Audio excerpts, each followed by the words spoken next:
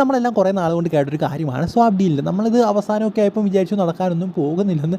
എന്തായാലും അവസാനം കഴിഞ്ഞ് അതിൻ്റെ അവസാനമൊക്കെ ആയപ്പോഴാണ് ഇത് നടക്കാൻ പോകുന്നത്. എന്തായാലും ഏതാണ്ടൊക്കെ കൺഫേം ആണെന്ന് തന്നെയാണ് ഇപ്പോൾ പുറത്തേക്ക് വരുന്നത്. എന്തായാലും അതിലേക്ക് പോകുന്നതിന് മുമ്പ് നിങ്ങളുടെ ലൈക്ക് എന്ന് പറയുന്നത് ഭയങ്കര ഇമ്പോർട്ടൻ്റ് ആണ്. 300 നമ്മുടെ ലൈക്കിൻ്റെ ടാർഗറ്റ്. എല്ലാവരും ആ ഒരു ലൈക്കൊക്കെ ചെയ്ത് വീഡിയോ കാണാനായി ശ്രമിക്കുക. ഫൈനലി നമുക്കിപ്പോൾ അറിയാൻ സാധിക്കുന്ന കാര്യം എന്ന് പറയുന്നത് ദീപക് താങ്ക്രി കേരള ബ്ലാസ്റ്റേഴ്സിലേക്ക് വരും. അതുപോലെ തന്നെ പ്രീതം കോട്ടാൽ മോഹൻ ബഗാൻ സൂപ്പർ ജയൻസിൽ സൈൻ ചെയ്യും എന്നതരത്തിലുള്ള കാര്യങ്ങളൊക്കെയാണ് നമുക്കിപ്പോൾ അറിയാൻ സാധിക്കുന്നത്.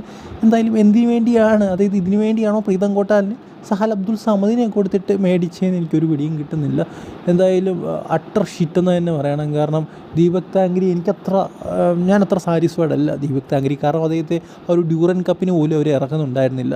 അതുപോലെ തന്നെ എടുത്തു പറയേണ്ട ഒരു കാര്യം എന്ന് പറയുന്നത് അദ്ദേഹത്തിൻ്റെ ഈ ഒരു സമയത്ത് അത് കുറച്ച് നാളും കൊണ്ടുള്ള പെർഫോമൻസ് എന്ന് പറയുന്നത് അത്ര മികച്ചല്ല. അദ്ദേഹത്തിൻ്റെ പെർഫോമൻസ് ഒക്കെ ഞാൻ കണ്ടിട്ടുണ്ട്. അദ്ദേഹം അണ്ടർ-23 ഒക്കെ കളിച്ച സമയത്ത് വളരെ മികച്ച രീതിയിലായിരുന്നു കളിച്ചിരുന്നത്. അതായത് വിക്രം പ്രതാപിൻ്റെ ആ ഒരു അണ്ടർ-20 ആണോ അണ്ടർ-23 ആണോ എന്നൊരു സംശയമുണ്ട്. ആ ഒരു സമയത്തൊക്കെ അദ്ദേഹത്തിൻ്റെ കളി എന്ന് പറയുന്നത് വേറെ ലെവല്.